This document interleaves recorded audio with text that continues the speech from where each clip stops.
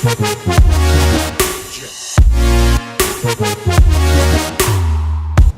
what's going on, you guys? This is Keen over at AskaJeeper, and today we're going to be teaching you how to change your oil on your Jeep Cherokee WJ. I read the owner's manual, and it said it's a preferred 10W30, so I just went to Napa real quick, and I just bought just a 5-quart jug of oil. We'll go ahead and change that. I'm going to drain it real quick. I'll show you how to do that, and the wrench size and whatnot. And then I'm also going to be showing you how to change your oil filter as well.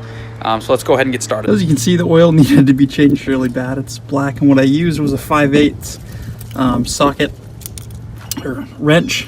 As you can see, I got a little oil on my hands, but yeah, came off pretty easily. So now it's just draining, and we'll take care of that when it's done.